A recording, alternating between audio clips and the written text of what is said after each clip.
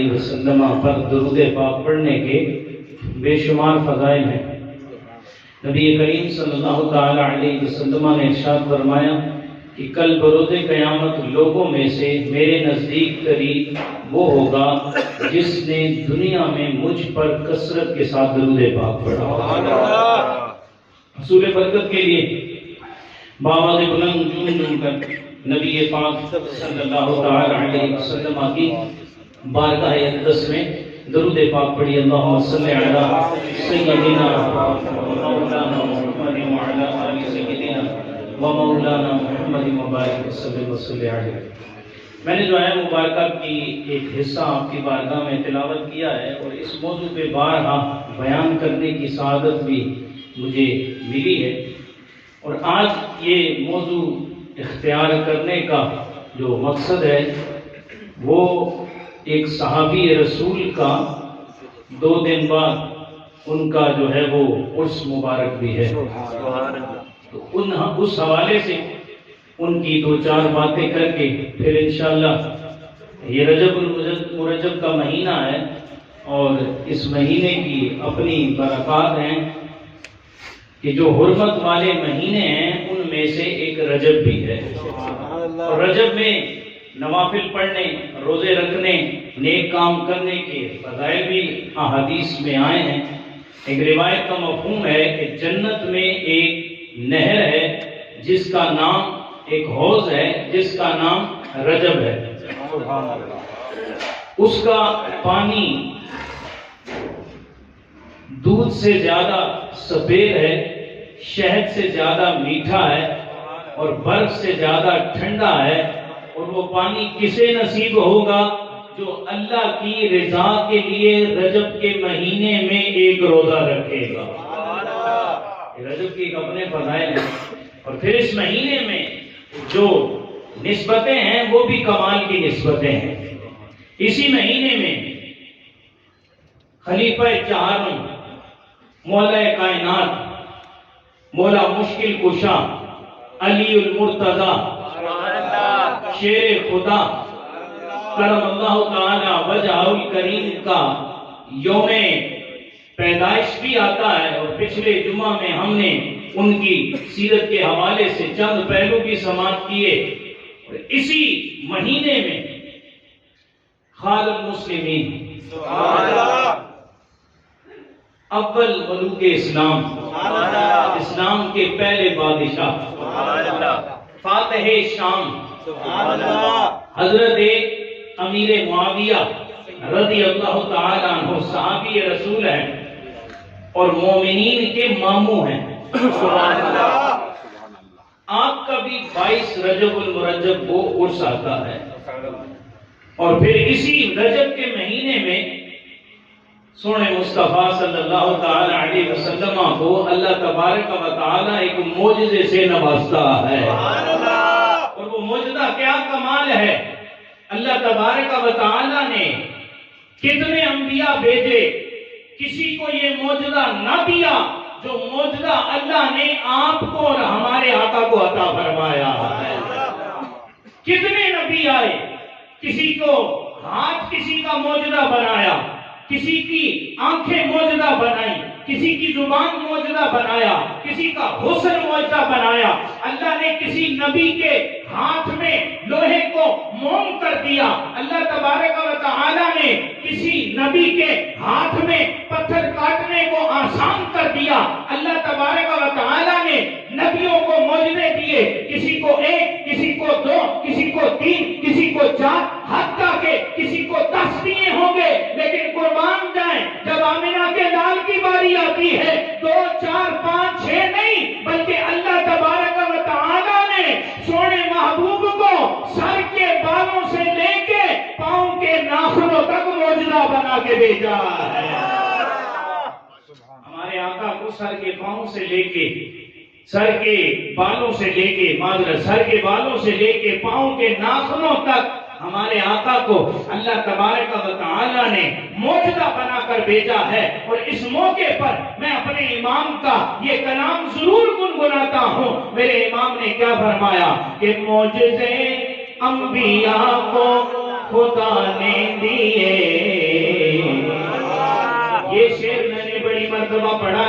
کو یاد ہو جانا چاہیے معجزے انبیاء کو خدا نے دیے. سب کا عقیدہ ہے معجزے انبیاء کو خدا نے دی. سب کا عقیدہ ہے. پھر اس عقیدے میں شامل ہو جائیے. معجزے انبیاء کو خدا نے دیے. معجزے انبیاء کو خدا نے دیے. معجزے انبیاء کو خدا نے دیے.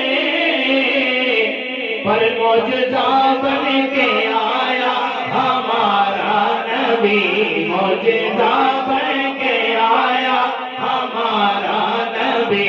معجزہ بن کے آیا ہمارا نبی. آواز کا میں بلند آواز سے معجزہ بن کے آیا ہمارا نبی. ہاں معجزہ بن کے آیا ہمارا نبی. ہاں معجزہ بن کے آیا ہمارا نبی.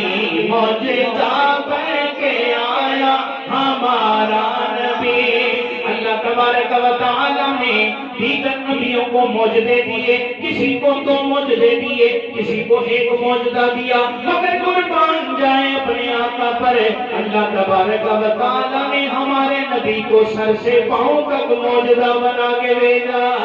پھر کہا کہ معجزے انبیاء کو خدا نے دیے. معجزے انبیاء کو خدا نے دیے. معجزے انبیاء کو خدا نے دیے.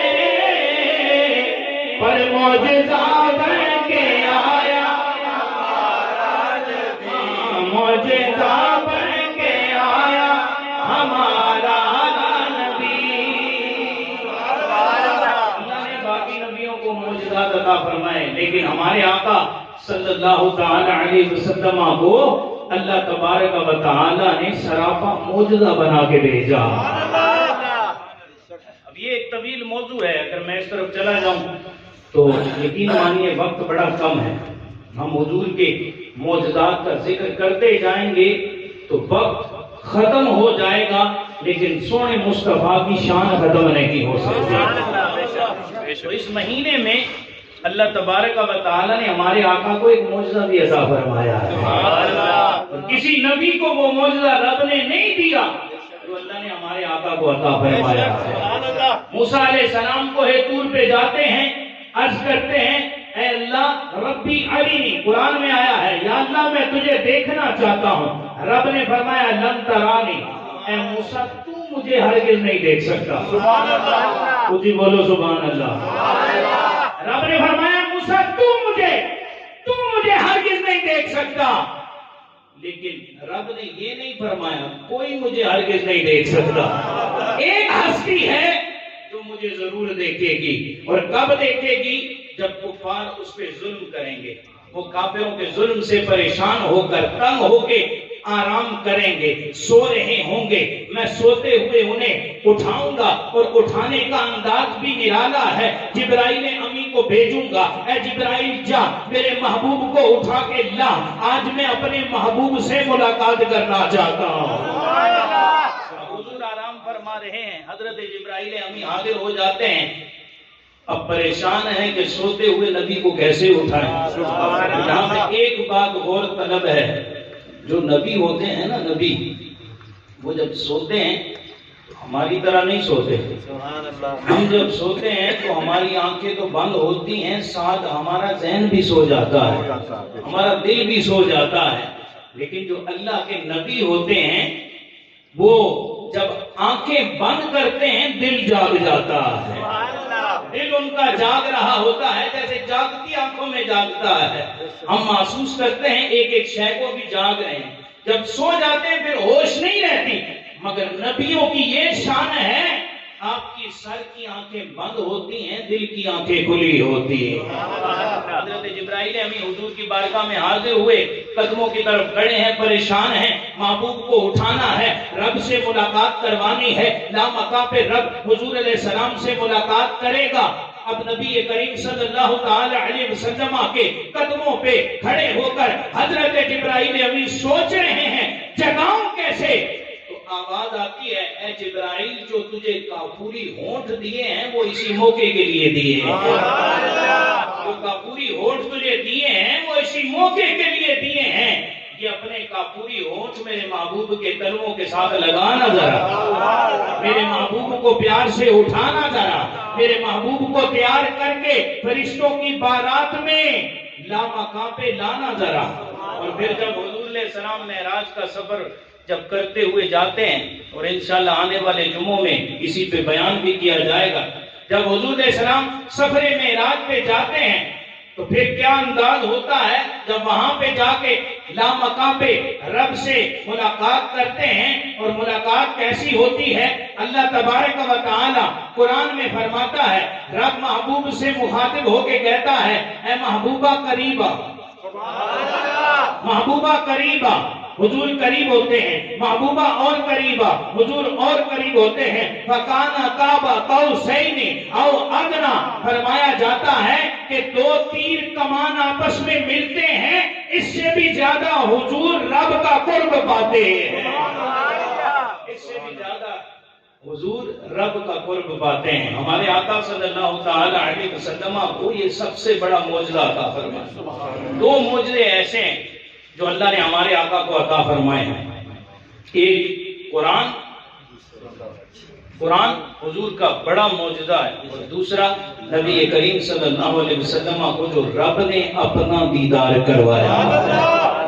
اب یہاں پہ ایک سوال پیدا ہو سکتا ہے کہ اللہ تبارک و تعالی نے، میرا موضوع یہ نہیں تھا لیکن چل پڑی ہے بات تو پھر چلنے دو، ہم عشق کے بندے ہیں، ہم عشق کے بندے ہیں، کیوں بات بڑھائی ہے؟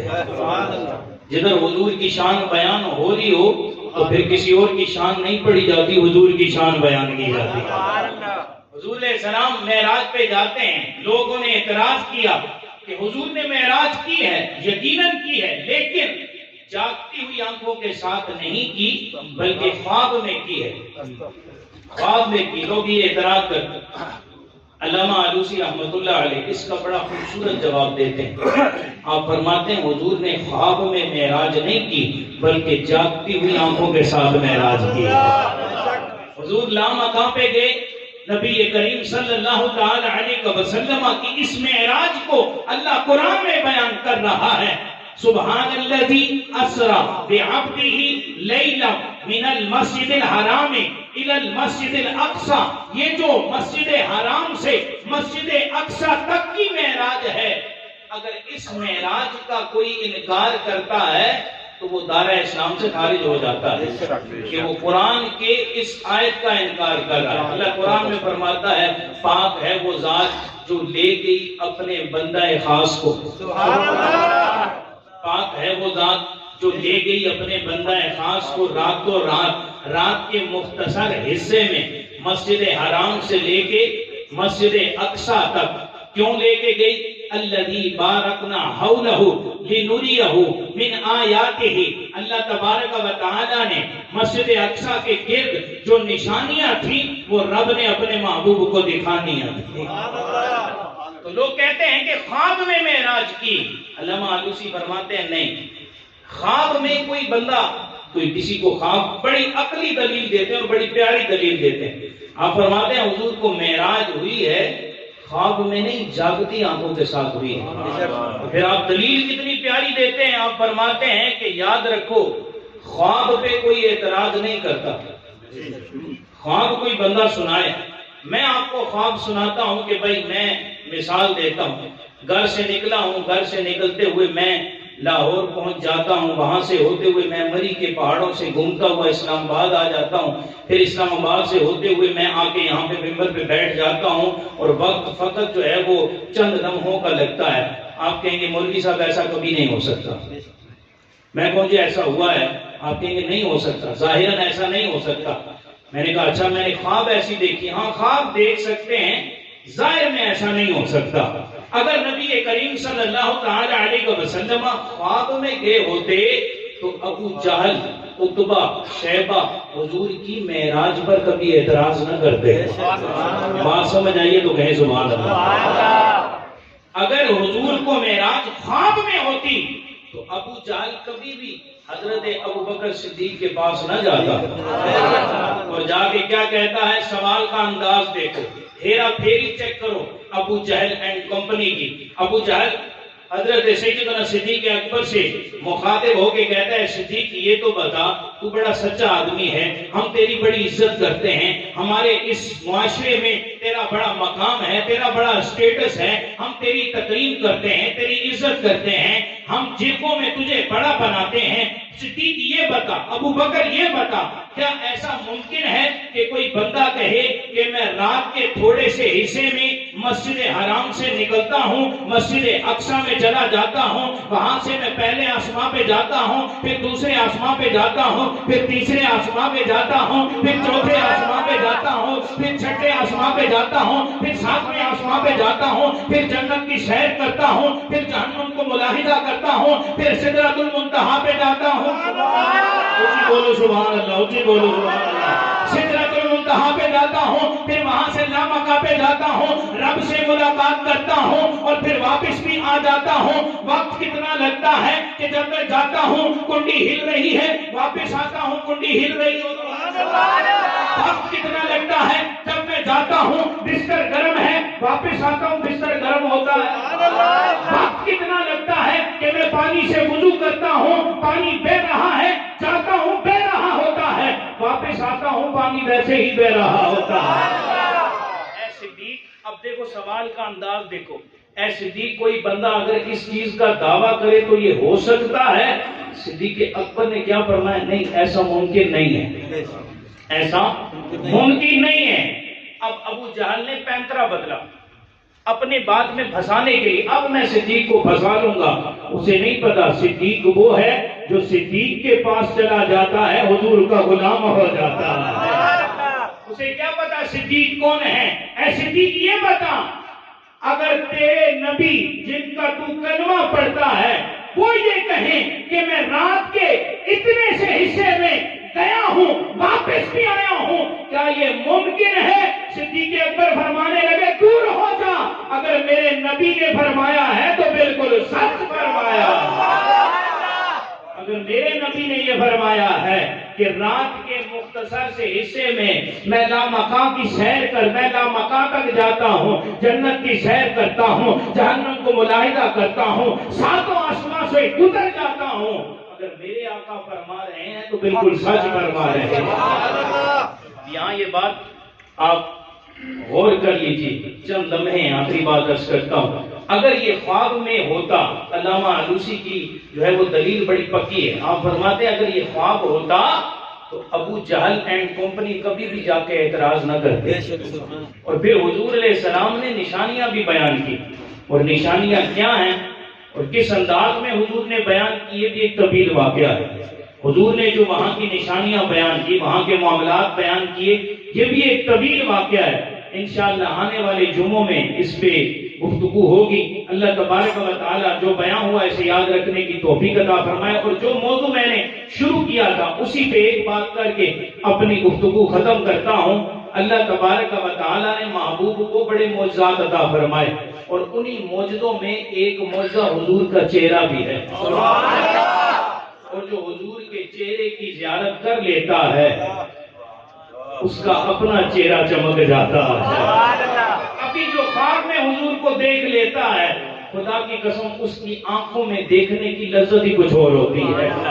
جس نے جاگتی ہوئی، میں جہاں بات لے کے جا رہا ہوں، ہمارے معاشرے میں کوئی خواب میں حضور کا دیدار کر لے اور اس کا کوئی عام منصب نہیں ہے، حضور فرماتے ہیں کہ جس نے مجھے خواب میں دیکھا ہے ان قریب مجھے حالت بیداری میں بھی دیکھے گا۔ حضور فرماتے ہیں جس نے مجھے خواب میں دیکھا ہے اس نے مجھ ہی کو دیکھا ہے کہ میری شکل میں شیطان نہیں آ سکتا ہے۔ جس نے خواب میں دیکھا، ہمارا دل، ابھی میں نے کلام پڑھا ہے پیر میر علی شاہ صاحب کا، انہوں نے زیارت کی، کلام لکھا، آج ہم ان کا کلام پڑھتے ہیں تو لطف آ جاتا ہے۔ پیر میر علی شاہ صاحب نے خواب میں زیارت کی، تو ہم قربان نہ جائیں ان آنکھوں پہ جو حضور کے در دولت پہ ہر وقت سامنے بیٹھا کرتے تھے، حضور کے سامنے بیٹھ کر حضور کی گفتگو سنا کرتے تھے، ان کی آنکھوں کی کیا شان ہوگی، ان کے چہرے کی کیا شان ہوگی۔ حضور کے وہ صحابہ جو حضور کی مجلس میں بیٹھا کرتے تھے، ان صحابہ کا کیا مقام ہے۔ حضور کا ہر صحابی جنتی جنتی جنتی ہے۔ اور اگر کسی کو اس نعرے سے تکلیف ہوتی ہے کہ یہ نعرہ لگانا چھوڑ دو، مر جائیں گے، لیکن حضور کا ہر صحابی جنتی ہے، یہ کہنا کبھی نہیں چھوڑیں گے۔ چاہے وہ حضرت ابو سفیان ہو، چاہے وہ حضرت عمار بن یاسر ہو، چاہے وہ حضرت ہندہ ہو، چاہے وہ حضرت وحشی ہو، چاہے وہ حضرت امیر معاویہ ہو، حضور کا ہر صحابی جنتی ہے۔ اور ہم تمام صحابہ کا احترام کرتے ہیں، ہم تمام صحابہ کا ادب کرتے ہیں، رتبے ہر صحابی کے اپنے ہیں۔ ہم کبھی بھی اللہ معاف کرے مولا علی کو اور حضرت معاویہ کو ملائیں گے نہیں، کبھی بھی ہم یہ تقابل کرنے والے نہیں ہیں۔ اللہ نے مولا علی کی تو بڑی شان رکھی ہے، اللہ تبارک و تعالیٰ نے تو مولا علی کی شان ایسی ہے کہ حضور علیہ السلام مولا علی کو اپنا بھائی بنا رہے ہیں۔ اگر میں اس طرف چلا جاتا ہوں تو بات لمبی ہو جاتی ہے۔ اللہ تعالیٰ ہمیں صحابہ کرام سے سچی پکی محبت عطا فرمائے، اور ان لوگوں کی صحبت سے ہمیں اللہ دور کر دے جو صحابہ کے بارے میں کچا ذہن رکھتے ہیں۔ آمین بجاہ نبی امین صلی اللہ علیہ وسلم۔